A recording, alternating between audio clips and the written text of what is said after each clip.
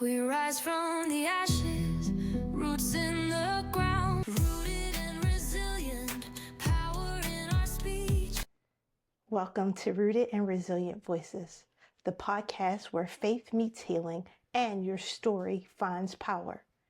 I'm your host, Jasmine Rush, and I believe that even in the fire, our roots can grow deep.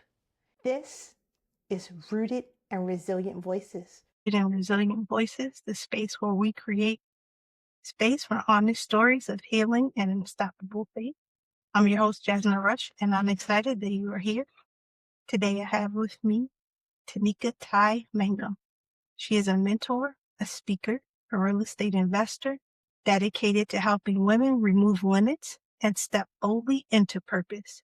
A former educator and service member, she now empowers women through leadership, entrepreneurship, and her platform, Tiny Steps, Big Moves. She is the founder of Renaissance Properties of the Carolinas and the voice behind CoachTaiInspires.com, where she inspires women to live their best life 2.0. Coach Tai, welcome to the show. Let's get rooted. All right. Thanks, Jasmine, for having me. Thank you so much for being here today. So, when you think of being rooted, what do you think of? Being rooted, I think of a foundation, something that you can count on that's also irremovable. Can I ask you a question about a time that you may have felt like your path was shifting, and what did you see that could have been hard about that, or that maybe you had to release? Sure. I think that, I think 2 times. One was when I had an opportunity to lead a group and I didn't think I was ready. Everyone else thought I was ready or they had confidence in me and I didn't think I was ready. And so I had to really go inside myself and just decide, okay, how the difference between a follower and leader and which one are you going to be? You've been a follower for a long time. You've kind of been that person that's been in the background for a long time. And now you're being pulled forward. And so how are you going to do that? And then I just start to think, okay, hey, when I was on this side, being the followership, right, for a while, what did I like about some of the things that I was doing and whom I was following? And what did I not like about it? And so I tried to, once I got pulled forward to lead a group, then I was like, I want to do everything that I want to make sure I do it right. And so whatever that costs me, which it did, time, right? And some sacrifice, but I wanted to make sure that the people on the follower side felt that, like they felt supported, and they felt supported and certainly heard, which is somewhat hard sometimes when you have things you need to do in order to get to where it is you're supposed to be getting to because your higher wants something done. And so that was a shift for me.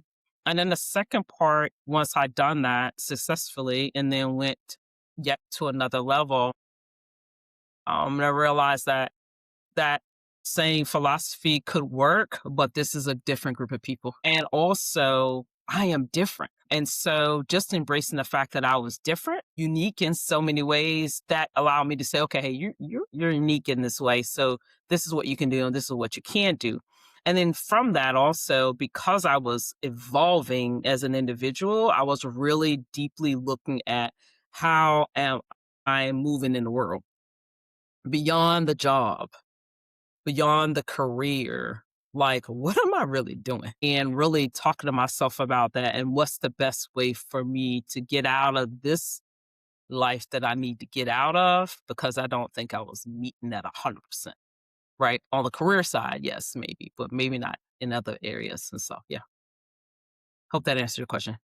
It did. And I really love that you brought up that point about like looking inward and making some changes as a result of taking a moment to pause and doing some deep diving inside first. That leads me kind of to this next question. Okay. Of the name of your movement, Tiny Steps, Big Moves. Um, and that's like, I want to say pivotal. What Yes. was one tiny step that ended up changing everything for you? The day someone called me Coach Ty, I was like, what? That was like, what? They presented me with something and I immediately started to solve. And then beyond solve, I started asking questions and they're like, oh, it's like you're a coach. And I was like, what? It's like Coach Ty. And I'm like, what? Yeah, that's what I'm calling you from here on out. Happened to be at a conference, happened to be with someone who I only met on the internet. I finally meet in person. And that was it. I was like, okay, that's a pivotal moment for me seeing Coach Ty. And then I took it and I kind of put it behind the back a little bit. I didn't use it a lot at all. And then eventually, when I was divinely given Tiny Steps, Big Moves as a podcast, and I was like, I'm going to use Coach Ty. And so, yeah, that was that point for me. So that was one thing for you. Hmm. What do you think, since you become a coach, what's one thing that keeps women from taking that first step? Fear.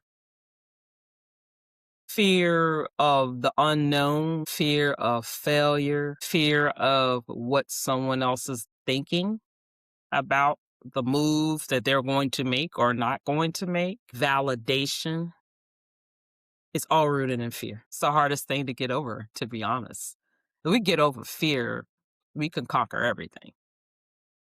Just, you know what I mean? You get over fear, you can conquer everything. You keep asking yourself 1,000 questions, you can do that. But if you really back yourself in and then get down to the fundamental, it is fear. So, yeah. Yeah, I mean, we all have levels of fear. It's We just do. how we all have levels of fear. It's just how are we talking to ourselves about it, not outside influence. How are we talking to ourselves about the fear? I think women need to acknowledge the fear, even if you're a strong friend of the strong person. Acknowledge the fear and then decide what are you going to do with it in a positive way. And that's it. And once you've tackled that in a positive way, it's not saying it's not going to come back, but at least you'll have a reference point. It's like, I don't need to fear that anymore. I've already been there. I've done that. I'm moving past that. And then you get to the next level and then there'll still be fear. Yeah. I think whenever I think of fear being something that comes to me, I think about God not giving me the spirit of fear. And I do know that I am going to run into fear. There are things that I'm afraid of sometimes. And Sure. I'll remember this scripture that God has not given me the spirit of fear, but love, power, and a sound mind. And every time I chew on that, that gives me strength to be able to conquer my fear. And sometimes we got to run to the word to help us navigate fear. And that's what I do. That helps me. Oh yeah, sure. The word too, but that I think the piece that we talk sometimes we omit is the spirit. It is Mhm, spirit of fear. mhm. And so what that means you know, that means that something outside of that is going to conquer it, right? Not sin, you know what I mean? So that's how I look at it. Like, oh, it's the spirit of fear. Oh, okay. That also means that it could reoccur because it's in the spirit realm. So, but also that there is something there that can help me with that every single time.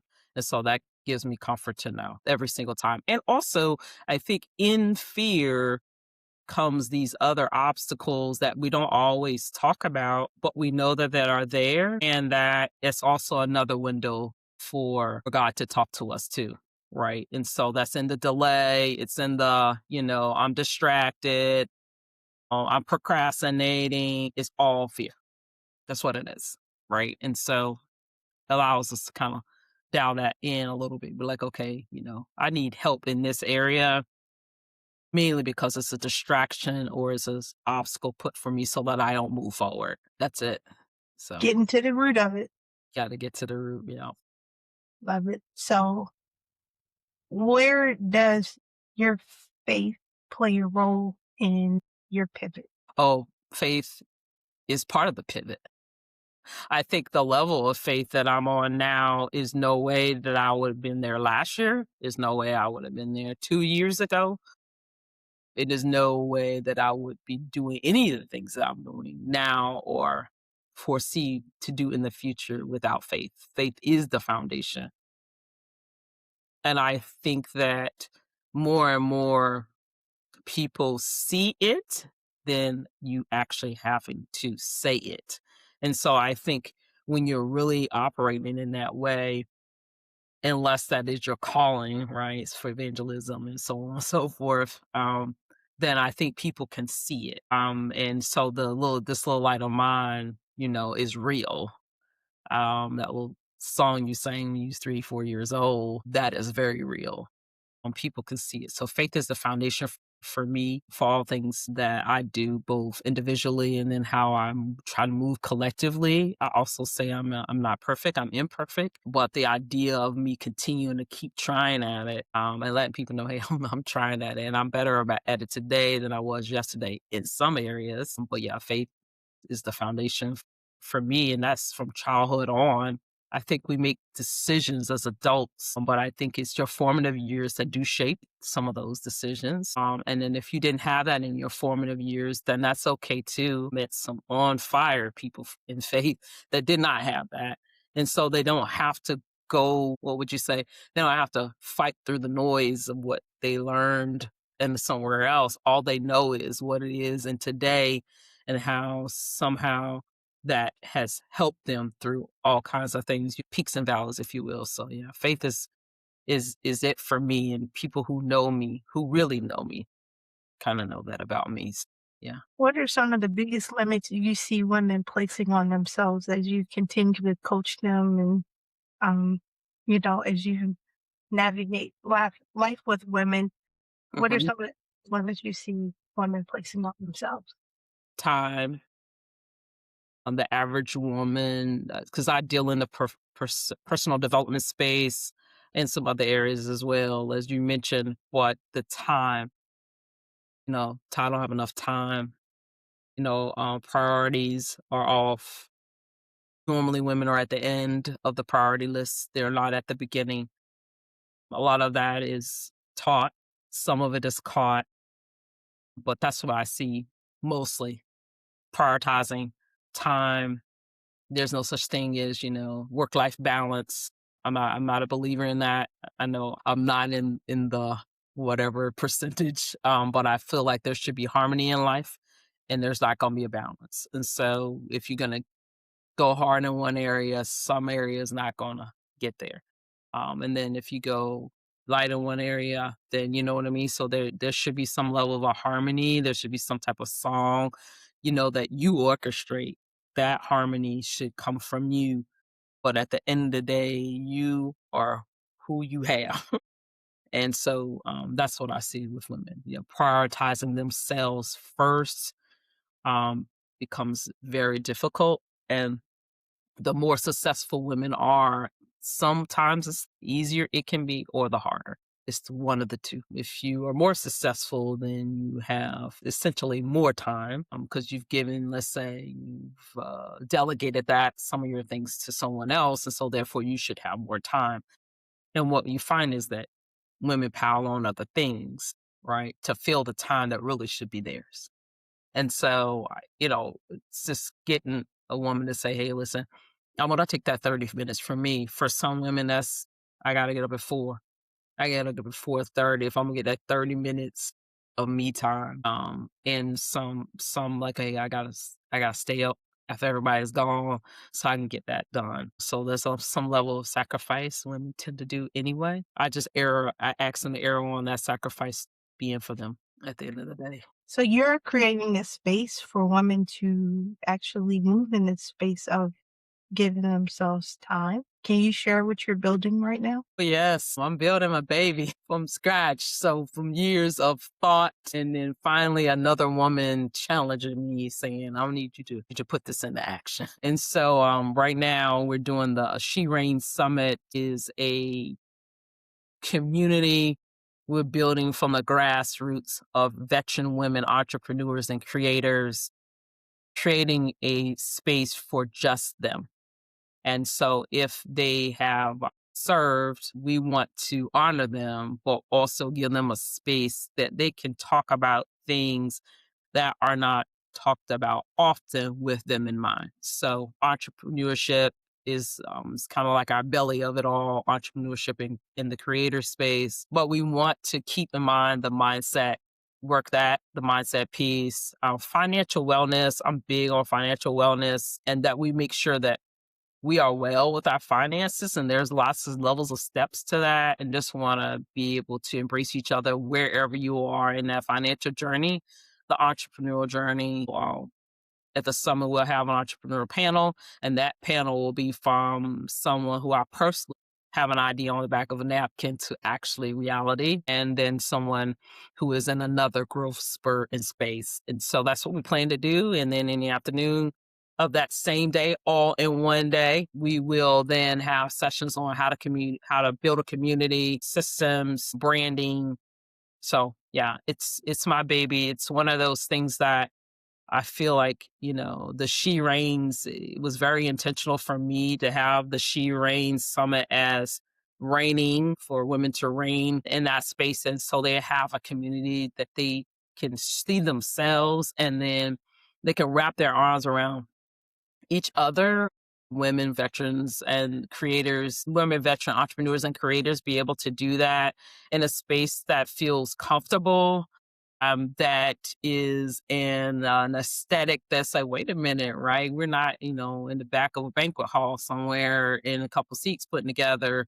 No, that's not what we're doing here. And so I'm excited about what we're building from the ground, based on the gaps that I saw in really being able to go to professional development conferences. I know that everyone doesn't have that opportunity.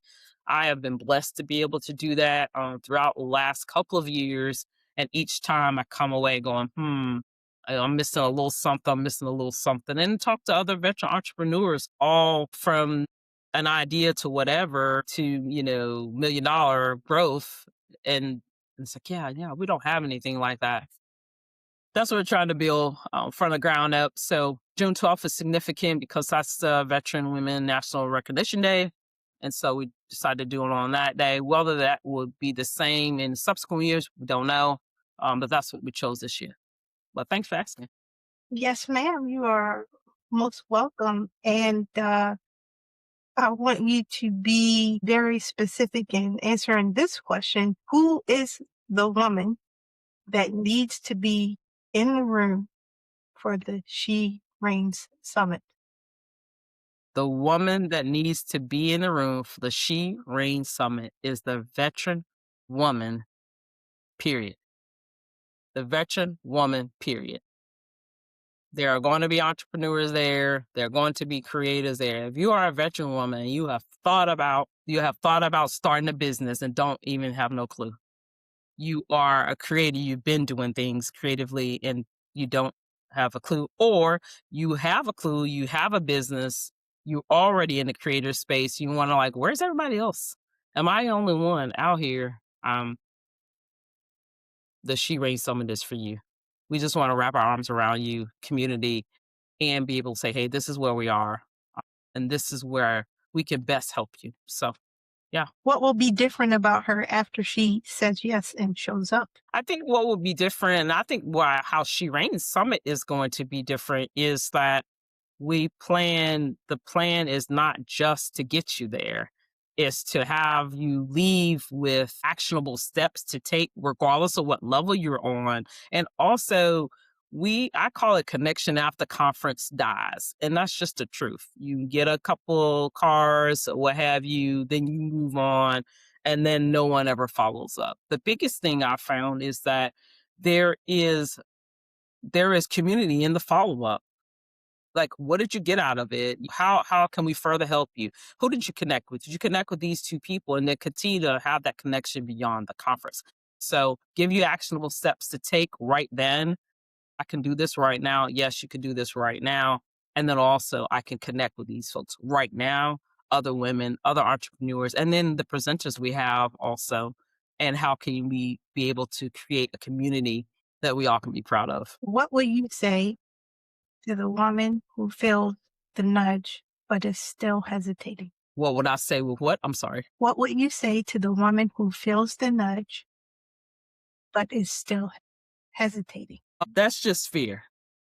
So just come. Just show up, whether you're introvert, extrovert, introvert, whatever the case may be, you are going to feel like, okay, yeah, I found my people. I think that's the biggest thing is for anyone, regardless of how you feel from a social perspective, meaning whether you're socially out there or not. It's like, oh, I don't know anybody. It doesn't matter. It doesn't matter. Like, you will get there, and if nothing else, you're going to know me. And that's enough. That's enough to come. That's enough to come. This is a unique space. And if you have thought about, oh, I would like to be on a cusp of something, then this is going to be the place for you. Come on. If a woman is listening right now and feels stuck, what is one step she can take today? What was it now? I'm sorry. If a woman is listening right now and feels stuck, what is one step she can take today? One step a stuck woman can take today is to write down the 5 things that you are grateful for. What I found is that once we really capture our gratitude, it propels us in a different way. So I tend to do that even myself when I feel stuck. Okay, what am I grateful for? And then also sometimes, who can I help? I have something, who can I help? And then from there, then I could go from there. But gratitude is where I tend to start. And then who can I help?